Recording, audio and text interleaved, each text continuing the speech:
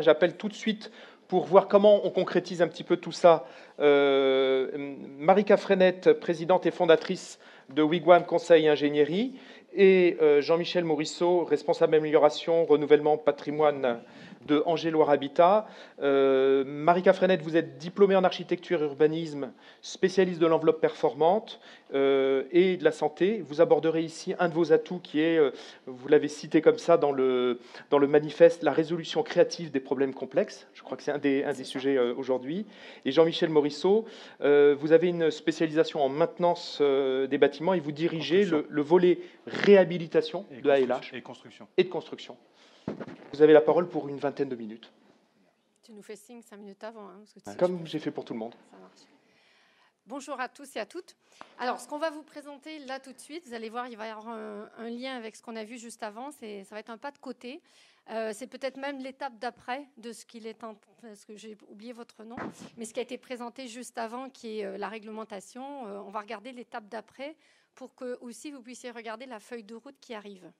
Donc, on va vous parler d'une opération qu'on a eu le plaisir de travailler avec Angers-Loire Habitat et sur lequel on continue à réfléchir, à décortiquer les choses pour pouvoir toujours être dans une approche le plus systémique possible et ne pas prendre les problèmes les uns avec les autres parce qu'on n'a plus le temps. Alors, rapidement, le contexte, c'est une opération qui est importante à situer dans un contexte urbain, même périurbain, puisqu'il s'agit de la commune de Beaucouzé. Donc, ceux qui ne connaissent pas, c'est dans le 49.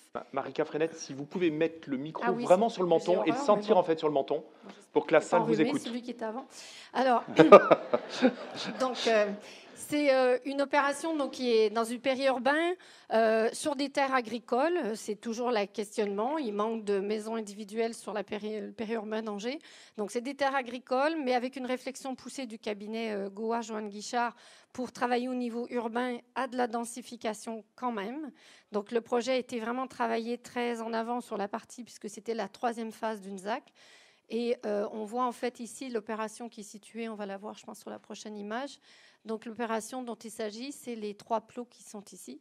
Et donc qui était dans un concept qui a été développé de habiter la forêt qui pousse, puisque sur la précédente diapo, ce qu'on voyait, c'est qu'il y avait une forêt ici, qui est en train d'être prolongée, qui a été travaillée avec les écoles. Donc en soi, c'est une démarche super intéressante.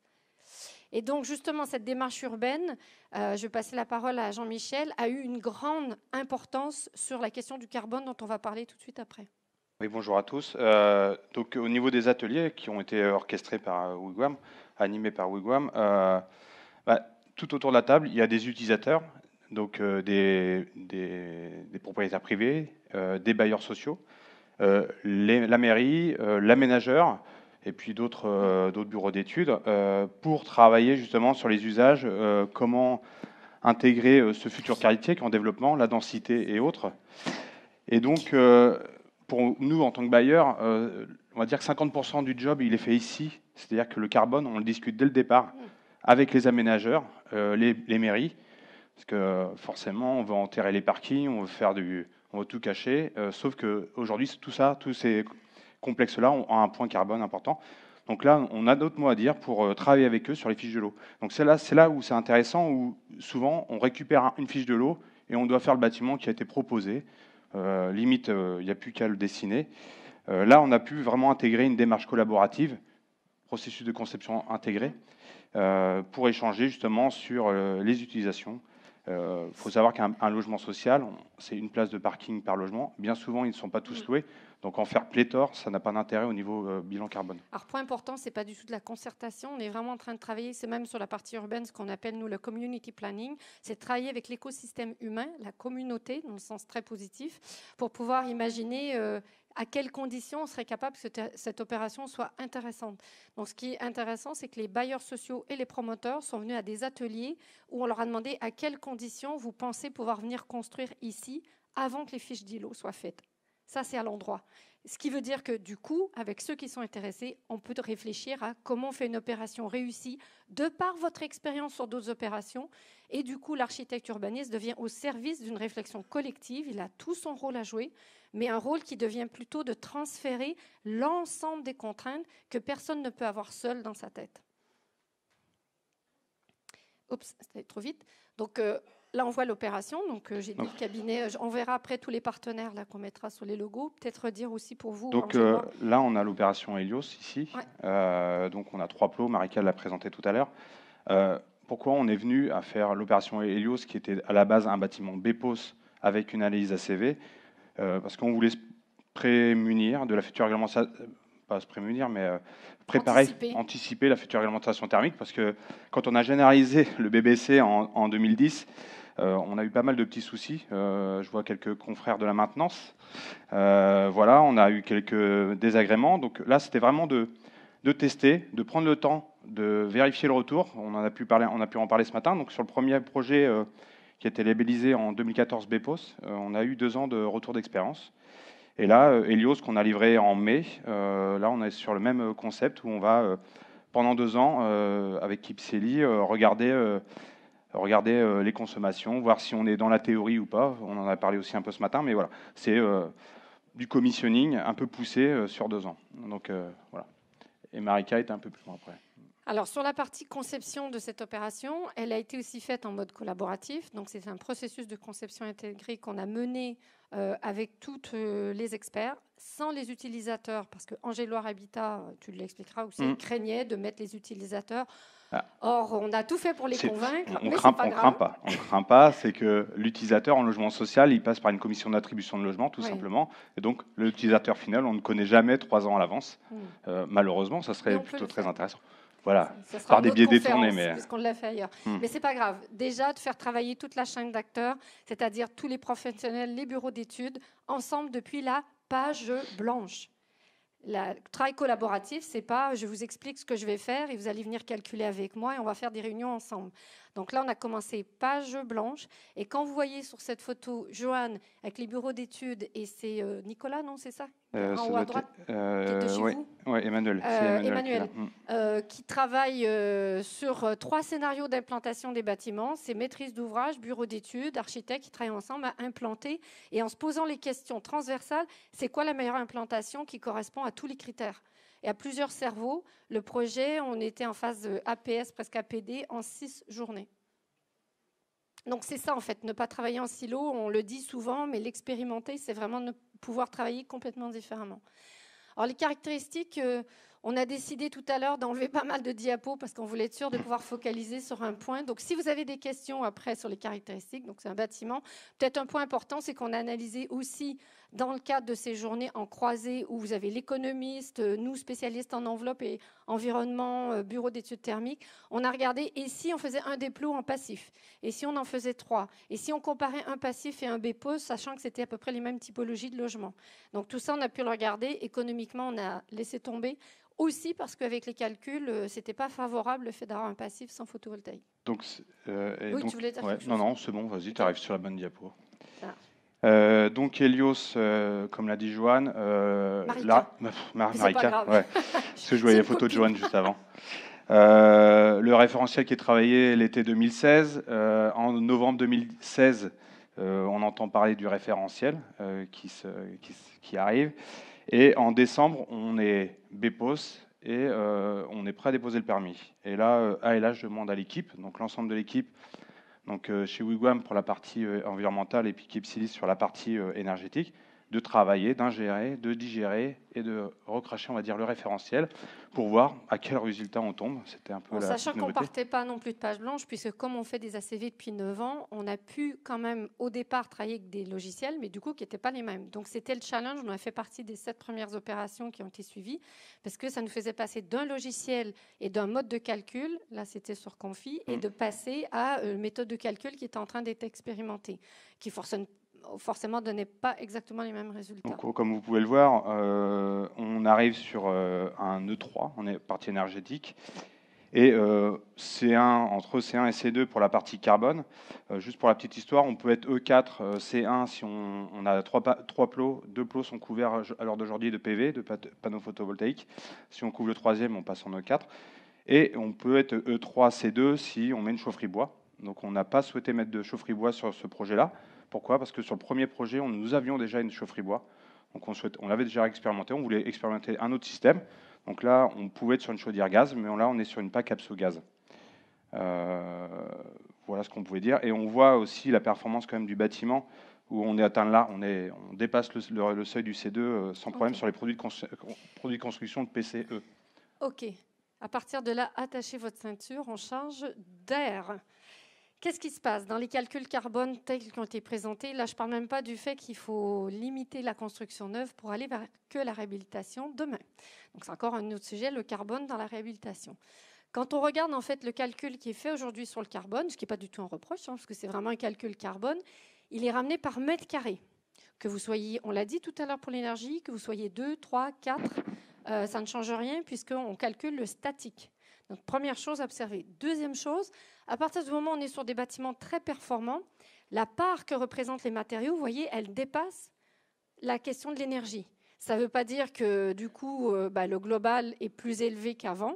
Ça veut juste dire qu'avant, les bâtiments globalement avaient plus d'impact environnemental. On diminue la tarte et la part qui représente maintenant les matériaux de construction devient effectivement importante. Donc ça, c'est déjà un premier renseignement. Là, on avait regardé dans la comparaison entre BPOS et passif, parce que souvent, ce qu'il faut faire, c'est regarder sur 50 ans. Sur 50 ans, il n'y avait pas un écart si important entre le BPOS et le passif, parce que l'amortissement des panneaux photovoltaïques sur 50 ans était fait. Ce qui est important maintenant, c'est de regarder la question des échelles. Il y a deux sujets. Le bâtiment, sur une famille, un Français qu'on appelle moyen, une Française moyenne, selon les logiciels, on est à 11,5 tonnes, il y en a d'autres c'est 10 tonnes, il y en a d'autres c'est grosso modo plus ou moins 10 tonnes de carbone, de CO2, pas de carbone, de CO2 par personne et par an. Sur ce 10 tonnes, ce qu'on voit, c'est que finalement la part bâtiment, ce n'est pas 80%. La part bâtiment, construction énergie, c'est une partie. Après, il y a tout le reste, on va regarder en détail. Mais ce qu'on voit ici, là, c'est la partie dont a parlé Jean-Michel, c'est une réflexion qui se fait à l'échelle urbaine. Et donc, finalement, en tant que concepteur, sur des opérations ou maître d'ouvrage, on pourrait avoir déjà plus d'impact, évidemment en étant en amont, mais déjà en étant conscient que la question n'est pas juste sur le bâtiment. Même si je fais un bâtiment, je dois être conscient que je vais impacter beaucoup plus large et que peut-être en posant des questions sur le déplacement des personnes, est-ce que ça va être facilité, est-ce que c'est possible de faire du transport en commun, etc. On va pouvoir agir sur plein d'autres choses. Ça, c'est quand on a commencé à travailler, avant même que le plus c'est moins sorte, on faisait déjà des bilans carbone factices. Donc, on prenait une famille factice qui habiterait dans ce logement et on a regardé l'impact de chacun de ces postes en imaginant des scénarios de vie. Donc, vous allez voir tout à l'heure, on a fait les vrais scénarios avec les vraies personnes qui habitent dedans. Qu'est-ce qu'on se rend compte? Première chose ici, la part sur les matériaux de construction. Voilà, la part sur les matériaux de construction, elle est fausse par rapport au schéma que je vais montrer de 55%, parce que les logiciels de bilan carbone, c'était celui de l'ADEME là, qui a été arrêté pour l'instant, ne prenaient pas en compte des bâtiments très performants. Théoriquement, là, vous auriez dû trouver ici une part énergie moins grande. Mais dans le logiciel, on ne pouvait pas choisir, il n'existait pas la case BPOS. Okay, donc ça, c'est la première chose. Ceci étant dit, la part des matériaux de construction par rapport à votre vie, la mienne, la vôtre. Donc, point important, c'est bien de faire un effort, c'est important de le faire, mais si on ne fait que ça, ce n'est pas suffisant. Donc, on va regarder les bilans réels de 3 personnes et de une en particulier, comme on n'avait pas beaucoup de temps. Et qu'est-ce qu'on voit? On a c'est 3 situations réelles, donc de locataires qu'on a contactés la semaine dernière pour pouvoir mettre à jour un peu nos données, et c'est intéressant. Et donc, on voit, on a 3 foyers. 50% du logement social aujourd'hui, ce sont des femmes seules, avec ou sans enfants. Donc, c'est très représentatif, puisque ce sont 3 femmes qui ne sont pas en couple, et dont la première vit avec 2 enfants. Quand on est sur un bilan de 3 personnes, ça divise par 3 le bilan global. Là, c'est son bilan à elle, mais il faut imaginer qu'on pourrait faire le bilan des enfants qui serait un peu différent. Donc déjà, on voit une différence par rapport au fait de faire un poids du logement par mètre carré, c'est qu'on n'est pas du tout en train de parler de l'usage qu'il y a à l'intérieur. Et qu'est-ce qu'on voit en fait? On voit que le bilan global avec ce logiciel qui est différent, parce que c'est un logiciel qui s'appelle Micmac, voilà. Ce qu'on voit apparaître sur ce logiciel, je vais passer après, il reste 5 minutes, c'est ça? 5 minutes là. Parfait. Sur ce logiciel, qu'est-ce qu'on voit apparaître? On voit apparaître en fait le découplage entre la partie logement qui concerne les constructions et l'énergie, la part transport, donc cette personne fait à peu près entre 12 et 15 000 km de diesel par année, D'accord. La part alimentation, donc c'est une personne qui mange de la viande et du poisson à tous les repas, comme plusieurs d'entre vous, j'imagine. Fruits, légumes, elle achète beaucoup de fruits exotiques, notamment des bananes. Et puis, ce qu'on voit sur la consommation, c'est basé non pas sur ses appareils réels, mais sur l'achat qu'elle fait annuellement. Et sur la part informatique, on va pouvoir voir le nombre d'appareils informatiques, ses abonnements. Par contre, on ne verra pas le nombre d'heures où on regarde Netflix, où on est en streaming, ce qui compte énormément sur le bilan. Donc, on voit que ça, ce n'est pas évidemment parfait. On voit apparaître aussi une part non négligeable sur les services publics, mais là, évidemment, on ne peut pas jouer aujourd'hui là-dessus. Et puis une part aussi sur les actifs financiers, c'est les placements à la banque qui sont non responsables. Je vous laisse, je pense, faire vos propres conclusions sur le fait de dire qu'ici, on a une famille qui vit en logement social avec 2 enfants, elle ne prend pas l'avion, elle ne prend pas le train, et elle est, en gros, je ne me souviens plus exactement, mais elle était à 6-8. La différence avec, par exemple, cette famille-là, c'est intéressant, c'est personne seule. Il y en a une qui a un logement beaucoup plus grand et qui est seule, et ça s'impacte automatiquement, en fait, sur son poids carbone. Celle-ci fait un vol par année à Marseille, en avion. Celle-ci n'en fait pas du tout. Donc là, on est évidemment, quand on regarde ça, on est en dessous des moyennes nationales. Pour les 2 premières familles, on est 30% en dessous. La troisième, on est 15% en dessous de la moyenne. En gros, ça, c'est notre feuille de route à tous pour d'ici 2050. C'est divisé par 5. Okay, divisé par 5 notre poids carbone. Et d'ici 2030, c'est divisé par 2. C'est une moyenne. Une famille, par exemple, aujourd'hui, avec 2 enfants, qui fait un voyage en Asie et qui fait 2 voyages en Europe, c'est déjà 15 tonnes. Donc le sujet, il nous concerne tous individuellement. Ce n'est pas que l'État qui doit réglementer. Ce n'est pas qu'une question de pouvoir mettre des matériaux biosourcés locaux. Vous voyez, le sujet, il nous concerne tous, moi la première, bien sûr, je ne me mets pas en écart de ça, et il concerne l'ensemble des impacts. Pourquoi ?